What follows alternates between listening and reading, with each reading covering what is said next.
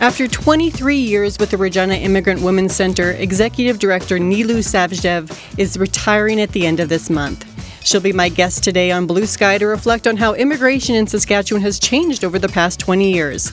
We'll hear from people who have accessed settlement services as they've made their life here in Saskatchewan, and we'd like to hear from you. If you've immigrated to Saskatchewan, did you access any services to help you adjust to life? What did you find most helpful? And what were the biggest challenges? You can call right now, 1-800-716-2221, or you can email bluesky@cbc.ca.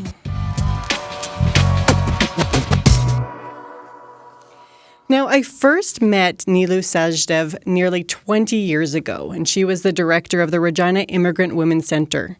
At that time, it was run out of a converted house in downtown, and since then, the organization has grown immensely, keeping pace with the growth in immigration in this province.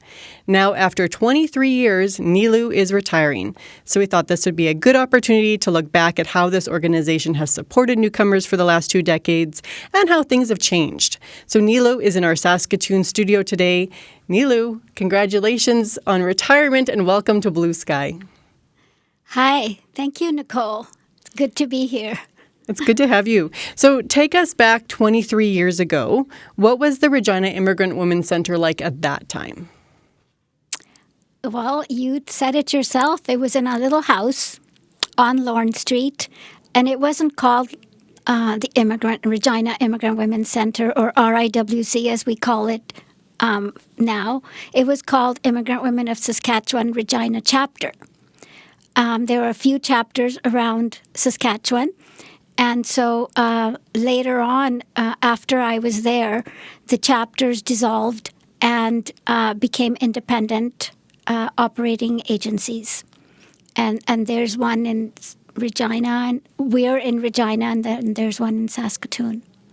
So the change had to do with going from doing projects or advocacy or research projects, because that's what the funding came in for initially, to setting up a place where women and their families could come and take advantage of services. So to become a service provider in Regina, we had to go through a lot of examination of what it is to be a service provider and what kind of services are we to provide. But what helped was that the Regina Immigrant Women's Centre, as it was at that time, just was a place where women could come still and ask questions, and so they would call and they would ask, can you do this or can you do that? And so when I started there, I came on a couple of projects that I was doing for Health Canada with this agency. And then when that project was almost over, it was called Sexual Health Education for Immigrants. I was creating a manual. That's interesting work to be doing at that time. Yes. And, it was just me and one other paid employee, part-time employee. But I had a lot of help from students from the university, as well as other women who came to ask for how could they start in Regina. They had certain skills. And so I said, you can come here and help me do this. Mm-hmm. And one of them was a researcher, and she's actually now the president of our board. Okay, so those connections maintain all these years later. It sounds like it was very much driven by what you were hearing from community in terms of what kind of supports you were thinking of growing. How has the organization grown since then? How many staff did you have then, and how many do you have now? Well, at the beginning, it was just one part-time staff and me. Okay, wow. And a few volunteers. But now we have, I think we have over 65 staff right now. Yeah, I attended your open house last week, and I saw all these people in red. All these people in red were your staff members, and I was amazed actually at how large the organization is right now. I want to talk about your own pathway to Canada, Nilu. I don't actually know this story. So tell me, what brought you to Canada in the first place, and when was that? What brought me to Canada was my husband. I met him in LA, where I grew up, because I came as a child with my parents to the United States. And after we met and we got married in December, but not in Regina. We got married in LA. And then I emigrated to Regina because that's where he was living. And I thought, oh, beautiful Canada, but I didn't realize how cold it is. What month did he bring you? January. Oh, cool. Yeah. What do you remember from those first weeks and months that you when you were making your life here in Regina? The white landscape. Mm-hmm. I remember the white landscape and the fact that it was so cold, and it was like +4 or -4.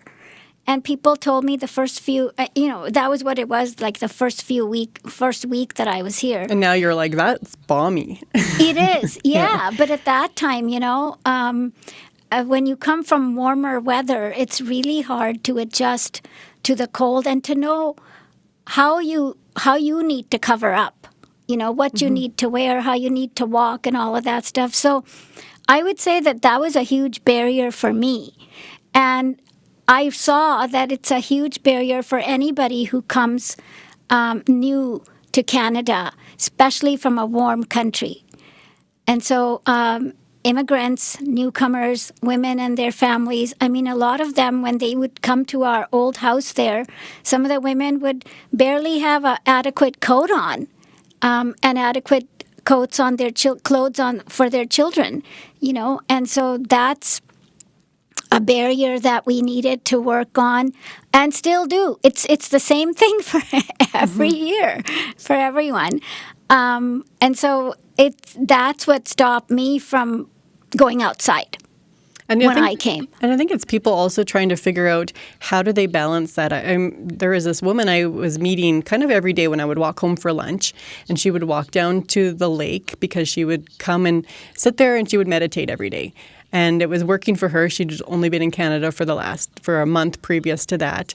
But then I know she was worried about what she was going to do in the winter because she didn't want to be sitting out on a snowy bench for an hour in the winter.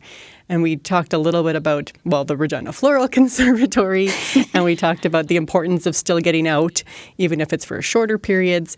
And I know that specifically for women, Nilu, a lot of times if the man is working, and if the woman was at home, it would maybe be a little bit more challenging to make those connections with other people because you don't have the same reason to be out and about. Exactly. So how did you? You may be looking after children. You may be looking after children. You're cooking, you're cleaning, whatever you need to do. Usually, and I went through this as myself. I had language. I could drive, which a lot of women who come sometimes don't have adequate language skills or a driver's license. But still, it was just the idea that I didn't have anywhere to go. Yeah. And how did the center come in there? Well, the center came in there because from my own experience, that's why I wanted to call it a center, and my board and we discussed this at the time, that if we call it a center, then everybody can think of coming there for a reason, and coming there and not having to leave right away, like coming back, come and go, instead of just come and then go. Mm-hmm. Because before that, when it was just a house with doing research on projects and focus groups and all of that, you came and then you kind of went. You didn't have a reason to come back. But if you're a center, then you start thinking about developing programs that can keep women and their families coming back. Yeah. So that's why we made it into a center, and that's what it became. And you've met a lot of people from all over the world over these last 23 years. How have those friendships blossomed, I guess? What have you learned from all these relationships with people from so many different countries? That there's a lot of similarities, more similarities than there are differences. way more similarities, but we have to be able to approach each other and, as I said the other day, tend to the relationship over and over, and then it becomes much more reciprocal and it becomes more of a constant, and then it becomes a support, could become a support for you. And even for me, working as I did as the executive director, I developed friendships with some of the women who came in, and I could, and they started looking up to me. I looked up to them for whatever they had to offer, and they looked up to me for what I had to offer. And I would suggest to them that if you do this, what is your goal? And if this is your goal, if you can do this or you can do that. And so, we would have conversations, and one of the main things first that we started having at the old house was a drop-in conversation class. Yeah. Because you wanted to have women come and stay, and we didn't have any funding for programs. Did you have tea? At least, did you have tea? We had tea. There we go. That's all you need for a good conversation is some tea. We had tea, and we had a table and chairs, and we had an upstairs, which was a nice, cozy little room. And so we would invite women, and we got volunteers who wanted to run these drop-in conversation classes. So we had women and men, but more women of all ages who came, even if they were just there for a little while. Like there were sometimes visitors who came, who were just there for the summer or whatever, and their family heard about it, and then they would drop in. And so, but some of them would stay, and that helped to empower them. So we developed 4 pillars for the organization called education, educate, enrich, integrate, empower. I want to talk about one of those people that you empowered all of these years. Tahira Hussein was just 12 years old when I first met her. I know she is somebody who's special to both of us. She has cerebral palsy, and she had come to Canada from Afghanistan to receive surgery with the hope of walking again. So when I met her all these years ago, she was taking adult literacy classes through your organization, the Regina Immigrant Women's Center, and she dreamed of attending school with kids her age, but her family wasn't able to pay the nearly $10,000 tuition that she would have needed at that time. So I got to be part of some storytelling through CBC. And because of those stories, Tahira was allowed to attend school. So I remember a few years ago, 6 years ago, she graduated from Luther College High School in Regina. She's now attending the University of Regina. Over the years, she volunteered, and then she's worked with you at the center. Tahira, welcome to Blue Sky. Hello, how are you today? I'm good. How are you doing? Good, thank you. Thank you for having me. No, I'm so happy that you were able to make it today. Take us back to when you were a little girl. So how did you end up coming to Canada? Hi, Tara. Hi, how are you?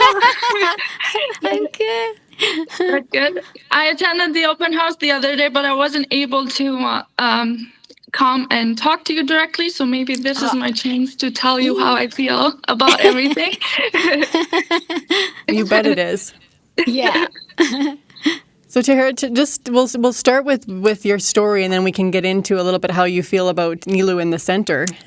But maybe take us back to when you were little and you were coming to Canada. How was that decision made? So I think you mentioned it at the beginning of introducing me. I came as a visitor, but my main purpose for visiting Canada was to try and see if I could get surgeries or if the surgeries were even possible for me at that age. And then we found out that the surgeries were possible and that I needed to stay here for longer than we expected, which was probably from the age of 12 to 18 for my recovery from my surgery. What did that feel like as a child, moving all the way across the world, and you were coming here to stay with your aunt? Yes, I was scared because I was leaving my parents, but I was kind of excited too because I had hope that maybe I could get those surgeries, which I ended up actually getting. And I was excited to live with my auntie and grandma. I just didn't know how long it was going to be. And this many years later, I'm still here. Well, that's good for us. When did you get your surgeries, Tahara? I think I got my surgeries, I want to say in 2008 or 9. Sorry, I don't remember exactly, but I think it was 2008. Because now I see you walking around, walking about. You're all over the university or at the legislature. And I know when we first met that you were using a wheelchair at that time. So it's nice to see that you were able to get that medical care that you so needed. But how did you first get connected to the Regina Immigrant Women's Center? Um, I think just as Nilu mentioned, I was one of those people who called the center, or my auntie was one of those people who called the center and asked if there was anything that could be done, considering that I needed to stay longer than expected. And I was just a kid, so I kind of needed to learn the language and possibly go to school. That's when we contacted the center and asking if there was any English classes that I could attend with my grandmother, since there's some rules and regulations about kids my age attending those types of classes. And thankfully, I did get the yes, you can come and drop into our conversation classes. And so I did, and my English got better. Sure did. And that's how I got introduced to the organization and to Nilu. Nilu, do you Yeah. remember meeting Tahara? Of course, Tahara would come with her grandmother to attend the classes because they lived not far away from the Lawrence Street house. And I remember that she had a the classes were upstairs, as I said, and Tahara had a hard time going up the stairs. They were pretty steep, and there was no railing. I even remember on those stairs. Yeah, on either side to hold on to. So one of our volunteers, Veronica, her husband, he came over and he said he would put a railing on.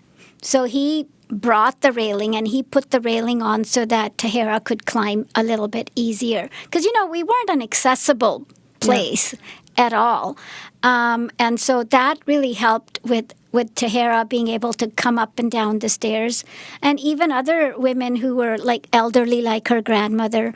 It was nice that we could do that. So that's when I remember her coming every day or every time with her grandmother, and then her aunt called me one day and said that they wanted to get her in school, and so that she could attend the grade that she was supposed to be attending With instead other of coming to kids. with other kids in the school system.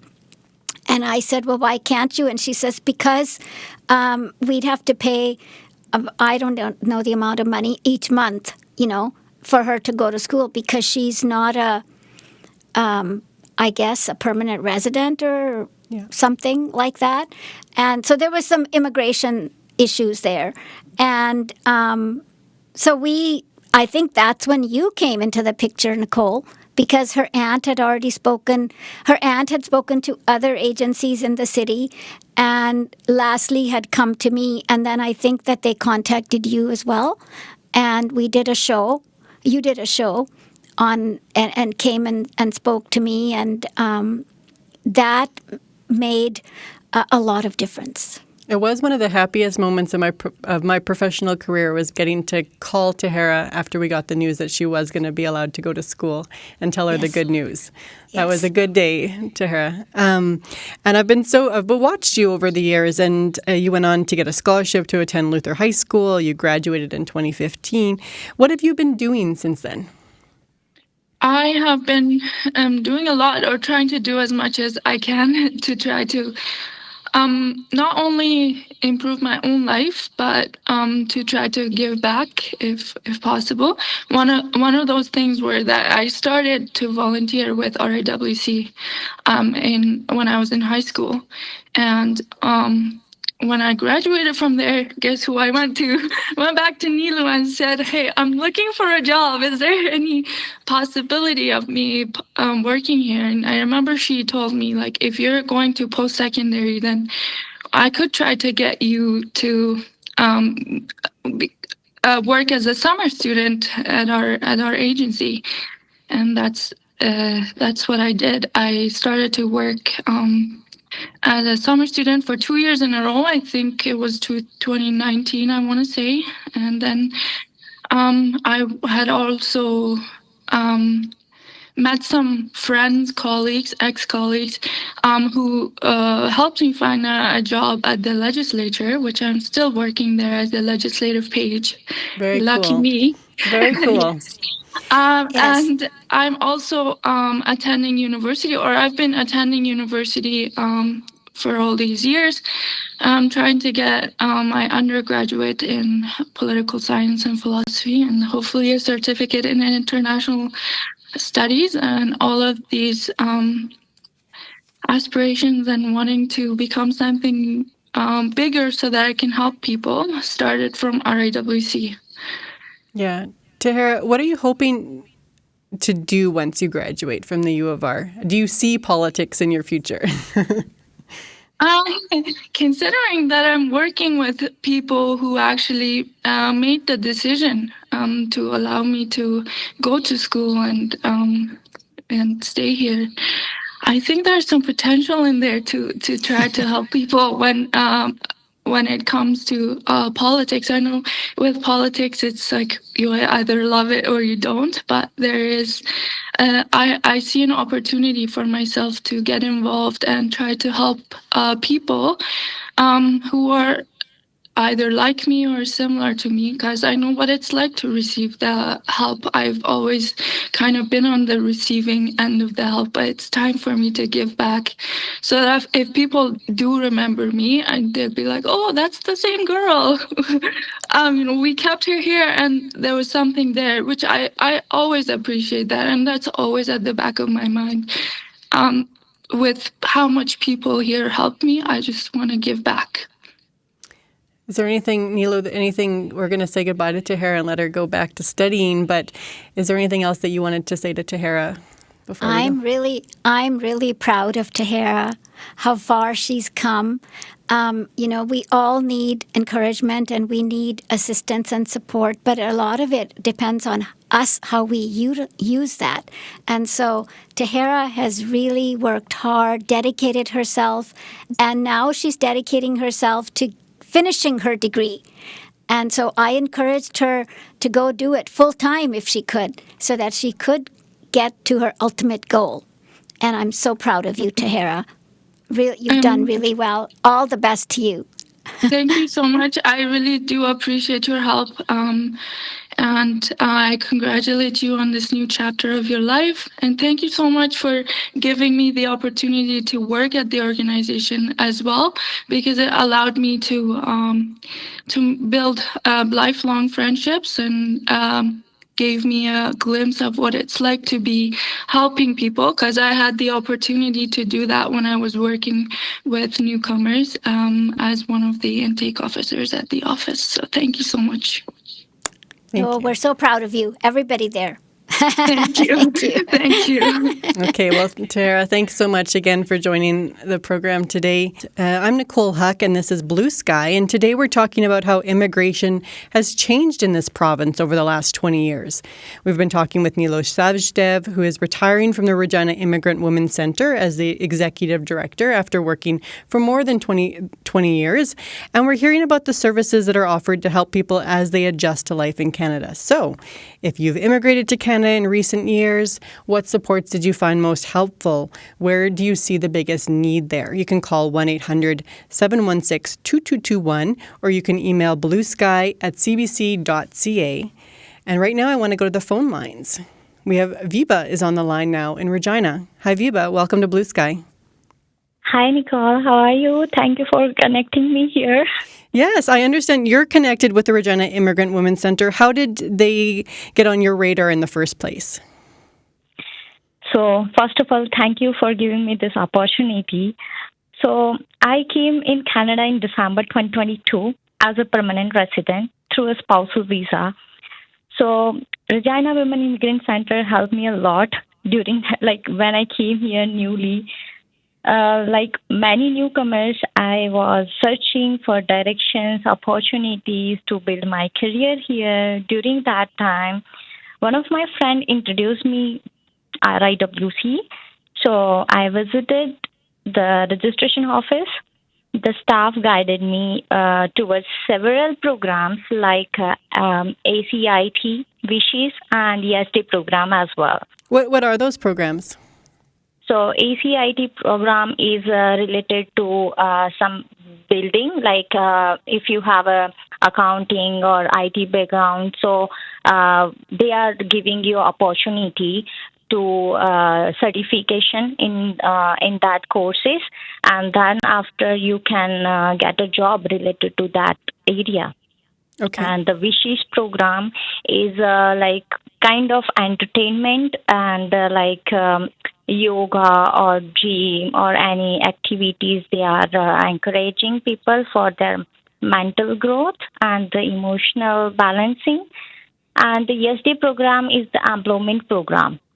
So here we are like guiding people what is the Canadian culture, what is the how to build resumes, cover letters, and then after we are providing the employment as well.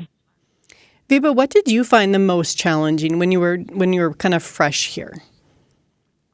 Okay. For me, it's like more challenges. Yes, I face because everyone who is newcomer here, they are facing several challenges. Like they don't know the Canadian cultures, they don't know the cover letter making. Like they all are. These are all are the challenges which I face and all newcomers are facing. So we are teaching them basically for these things.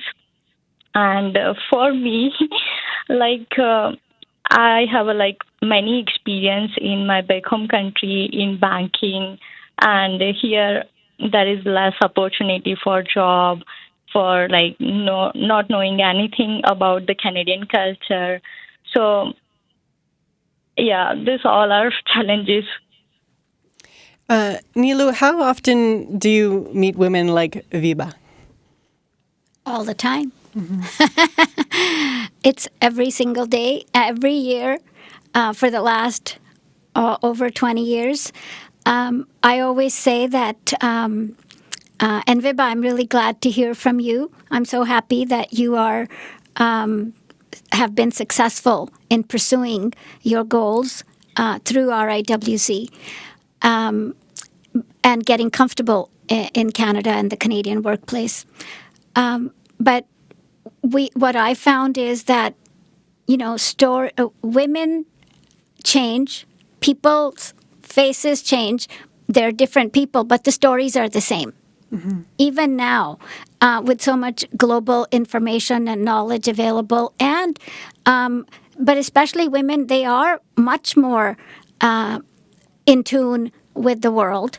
They know what they need to learn now. Before, we almost had to guide them and help them find that. Now they know that, but they just need the resources to do it. That's so some of the programs that Viva has said, the Yes Day program is a skills training program for youth, 19 to 30. Or 16 to 30 years of age. And so, when you have certain programs and certain parameters that they apply to in terms of age or skill level, it's really,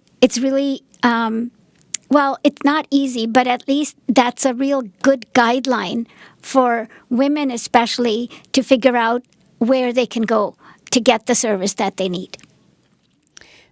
Viva, you have now found employment through the center. What role, I guess, has the center played in your life? Where do you think you'd be if you hadn't kind of made these connections with the Regina Immigrant Women's Center? Yes, I would love to share with this the story. Like when I came, I visited registration office. They guide me this much programs, and that is when I met Vatika. She explained me, like she explained to me the importance of this program, like how the programs are helpful and how I can grow my career throughout this program and like how I build a successful career in Canada. So that moment became the first step of my journey with RIWC. So in 2023, I was fortunate to be selected for the YesDay program as a student.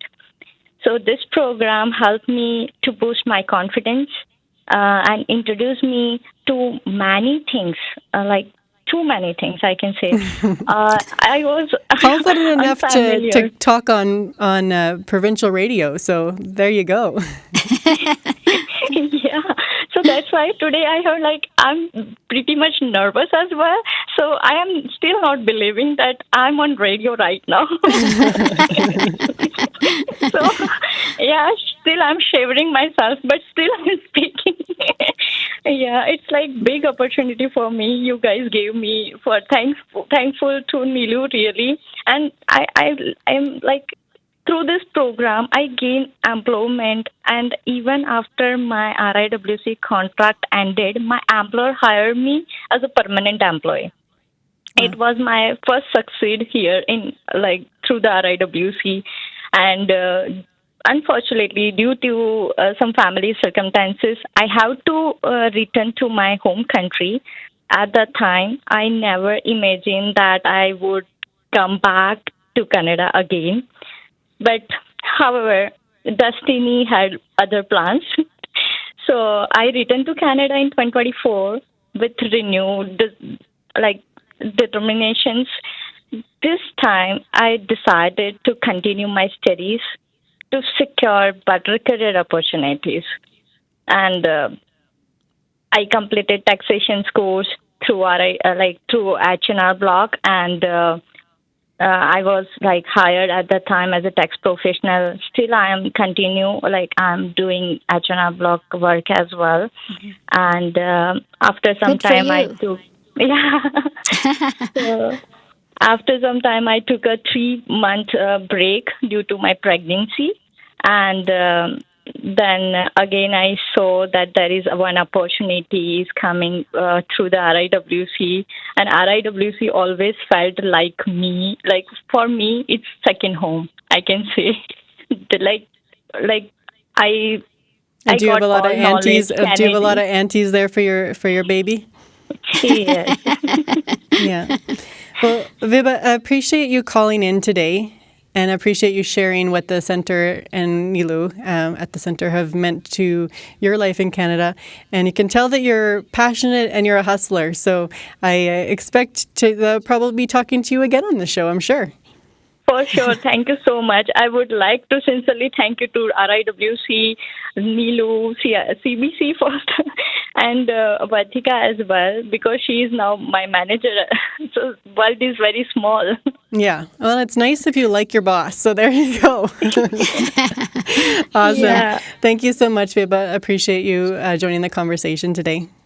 Thank you so much. Thank you. Thank you, Thank Nilu. you. Thank you, Viba. There are just so many people, Nilu, who want to talk to you today and who have been part of, your career over the last 20 years. I want to go back to the phone lines because we have another person that I'd like to join the conversation, and that's Jordanos Tesfamariam. She's the education coordinator with Multicultural Council of Canada. But before she worked there, she worked with you at the Regina Immigrant Women's Centre. She's been listening to the show, and she's with us now. Jordanos, welcome to Blue Sky. Thank you for having me, Nicole. Hi, Nilo. Hi. So when did you work with the Regina Immigrant Women's Council Center? So my journey with the Regina Immigrant Women's Center started as Nilo was talking about at the beginning, how in the Lawrence Street when it was in the house. I actually went there I was studying sociology at the University of Regina, and I was thinking with sociology degree, what would I do, right? So as getting for me the women's center at at University of Regina had a booth where it says women mentoring women. So I asked them about it. What is this program about? And they said that, oh, we'll connect you with mentors, and depending what field you choose. So I was like, yes. So I had two goals. I came to Canada through family sponsorship. So my mom lived here. So I knew one of my goal was to get a higher education.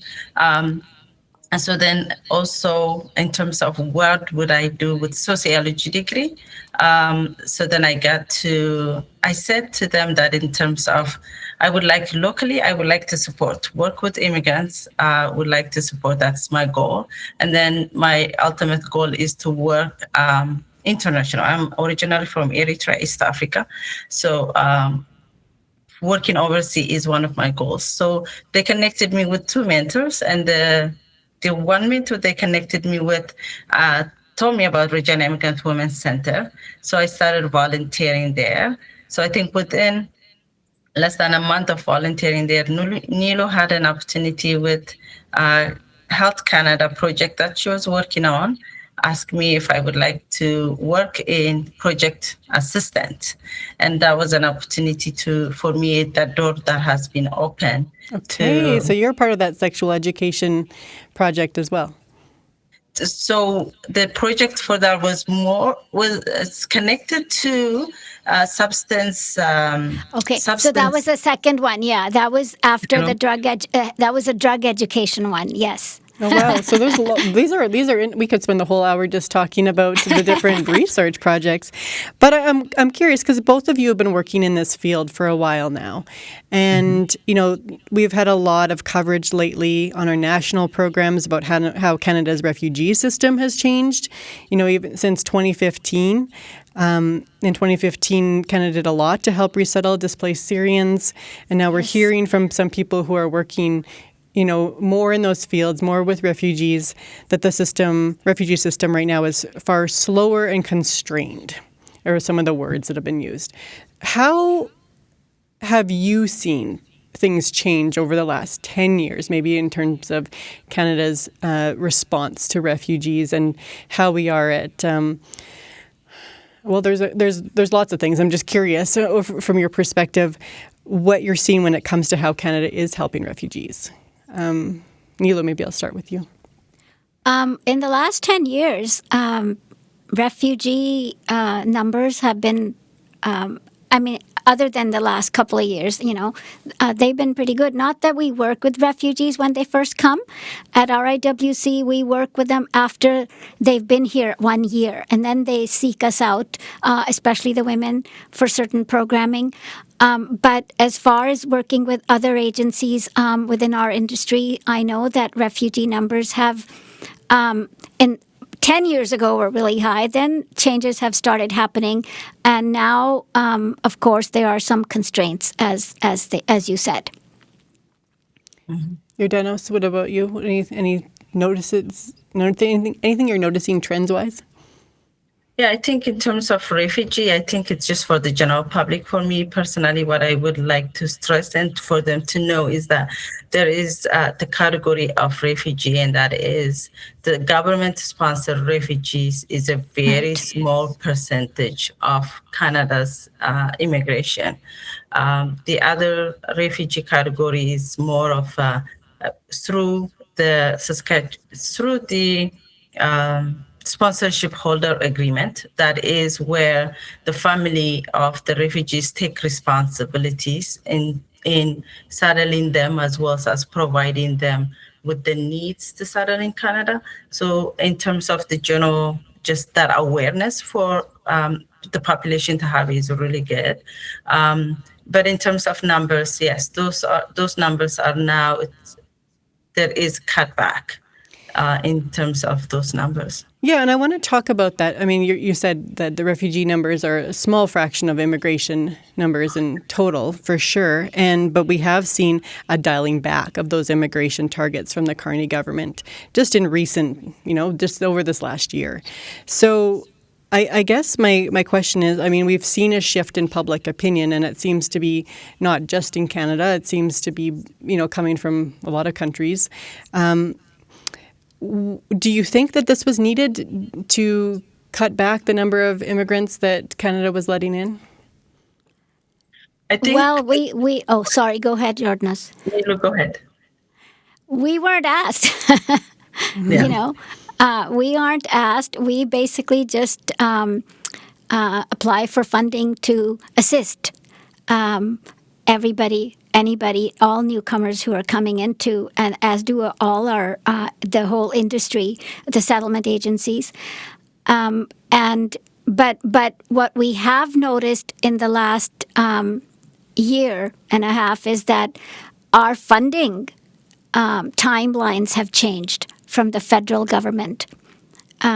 They're shorter now. We used to have longer agreements, funding agreements, and that's been cut. And so we aren't given any more information in advance. We're just told when it happens. And how does that affect your just what you're able to offer and your planning? We had a family support program for years at our center, funded by the federal government, but it just got cut last year. The whole program got cut. So, and that's how other agencies have experienced funding cuts as well, federal funding cuts. And that's the majority of the funding for newcomers and refugees that we're talking about. I mean, we heard politicians blaming immigration for many problems, including housing struggles, overcrowded schools or hospitals or whatnot. Did you find the people that you were working with, were they struggling to find housing? Was there a change in terms of what's accessible to people, how easy it was for people to be able to find jobs or housing? Neela, what did you find? And then Jordanas, we'll come to you. Yeah, we hear about it a lot. I mean, I hear about it from my staff. Jobs are harder, which is why we were able to expand our employment program to some extent this time in the funding agreement, and it was so that we could work out more with more programs to assist women and their families and youth to find a job, and not just through resume writing, not just that area, but actual placements in jobs. So that is helping the clients that we serve a lot. And as far as housing, I mean, that's always a struggle. If you don't have language and you don't have employment, it's very hard to think about housing positively. Right. And the expenses, as we know, groceries are way more expensive now. So all of this has really made agencies like ours, work harder to accommodate clients in programs that assist them to prepare for the workplace and for the general labor market. Have the stories changed that you're hearing from people? The stresses, maybe? There's more stress, yeah. There's more stress, mainly because everything is more expensive. I mean, that goes with housing, It goes with food, right? Everything is more expensive, so you have to earn more money to be able to afford it. And some people who are independent immigrants, they're saying, sometimes I've heard them say it's not even worth coming to Canada because it's too expensive. I don't know about you, Jordan. What do you think? Yeah, I was thinking that down that path, in a sense that how it's unfortunate that whether it's politicians, whether it's the mass media, that mass immigration is the problem. That's not the case, because with immigration you have control, right? So which means that if the situation in the ground are not handled well, then blaming immigration doesn't do. Where is the justice in that, or what is the solution in that? So what I would say is that in terms of when there is housing situation, then yes, it needs to be fixed. But blaming for the very people that you're bringing to help with the economy, well, that's what majority of Canada's immigration is economic immigrants that are coming, right? And those economic immigrants that are coming, it's a brain drain for the countries of origin that they come in. So the most educated, and the best of the best gets to come here. But then at the same time, how many of them gets landed where there is a job in their field in order to earn a living that is decent? So yeah, I want to bring up one thing. When I was talking to one of Nilu's staff, who works in the employment program. I was hoping to play tape, but we're too close to the end of the show. But one of the things that he had said that stuck with me was just how many people, like even doctors and people who have medical training, were not able to get to work in that field because their credentials weren't recognized.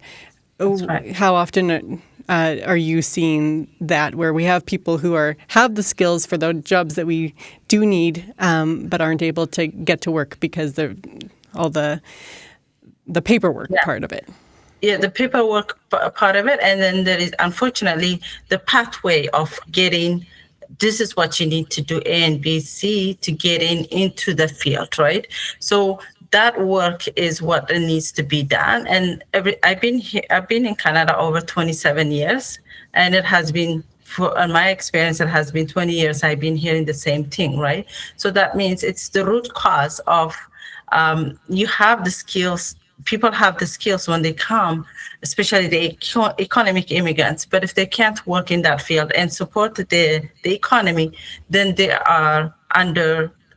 education is undervalued, as well as they also are not contributing to to the potentials that they have.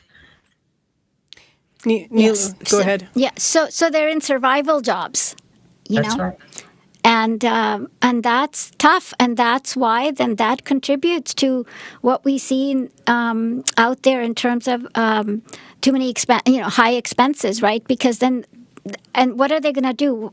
So a lot of people actually, I'm reading that a lot of immigrants are actually leaving the country because they just can't.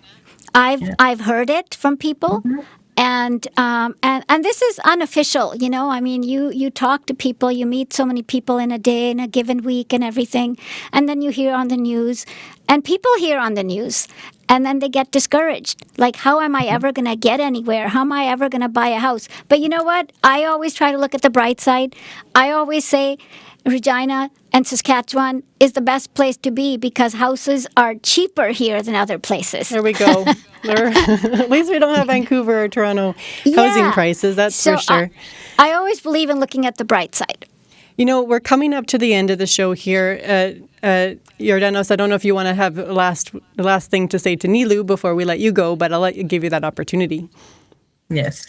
Congratulations, Nilu, in regarding to your retirement. Enjoy enjoy this stage of your life that you work so hard for. And thank you for the opportunity that you saw the potential in me and you provided me with the opportunity, that goes to say that everyone that needs that opportunity for someone to give them a chance. Thank you. You're such a dear, Yordanos. We've kept in touch and we've worked closely together as two different organizations, and I really treasure your friendship. Thank you. Thank you. Thank you, Nicole. Thank you. That was Yordanos Tesfamarian, and she is the education coordinator with the Multicultural Council of Canada. Nilu, I could have talked to you for 3 more hours. I had so many more things, but we're just up at the end of the show. So I just want to say congratulations on a wonderful career. Thank you for all the work that you've done and all the people that you've helped over those times. And I hope that you can enjoy retirement. Well, thank you so much, Nicole. I also treasure my relationship with you. We always seem to come up with something every few years to talk about, don't we? You bet. Thank you. Thanks again. Nilu Sajdev is retiring as an executive director of the Regina Immigrant Women's Centre.